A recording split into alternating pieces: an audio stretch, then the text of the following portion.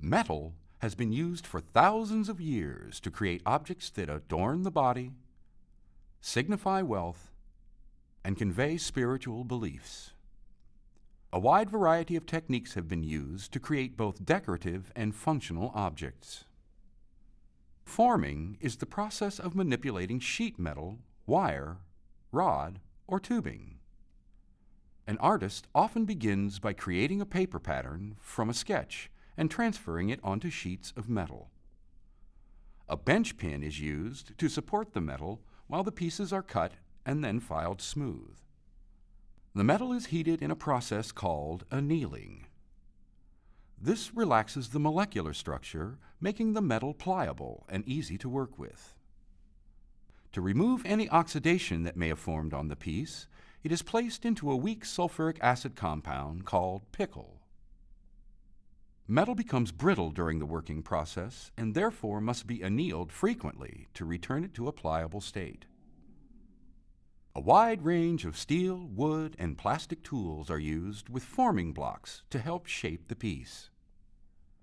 A domed surface may be created by placing metal into a dapping block and using a hammer and punch. Cylindrical bands of metal are created using a mallet and mandrel.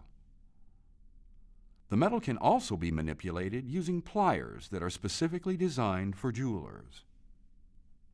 Raising is the shaping of metal from a flat sheet into a hollow form, typically a vessel. After the metal is cut into a disc and annealed, a steel raising hammer is used to strike the metal against a T-stake. The hammer is used to form the metal while it is supported by the T-stake.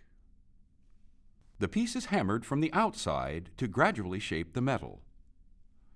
A lighter weight hammer is used to smooth out the rough marks left from the forming, a process called planishing. For a smooth surface, the metal can be sanded before it is polished with a buffing machine. Repoussé and chasing are metalworking techniques used to create low-relief works of art. The metal is placed on a pliable backing called pitch. When using the repoussé technique, the metal is hammered from the reverse side and the design will appear on the front. Chasing involves using a hammer to make indentations on the front of the metal. Both of these techniques are used in conjunction with each other to create intricately detailed works of art. Complex pieces are often constructed using multiple sheets of formed metal that are joined using a number of techniques. One method of joining metal is called riveting. Wire is cut and then inserted into a small hole drilled through the metal pieces. Using a hammer, the wire ends are flattened or mushroomed out to set the rivet. Soldering is the process of joining two or more metal objects using heat and a material called solder. Flux is applied to the solder joint to remove oxidation and to help the solder flow. Using a torch, the metal is heated to a temperature that will flow the solder to form a tight bond between the pieces. The lost wax casting technique begins with the construction of a model produced using wax. Carving tools are used to shape and texture the piece. When the model is finished, sprues are added to form channels so that the metal can flow into the piece. The wax object is placed in a metal flask where the mold is supported. Investment, a plaster-like substance, is poured into the mold and allowed to dry. The cap is removed and the cylinder is placed upside down in a kiln and heated up to 1350 degrees Fahrenheit to burn out the wax. The mold is then attached to a spring-driven centrifugal casting machine. The metal is heated in a crucible, and when the rod is released, the arm spins, shooting molten metal into the mold.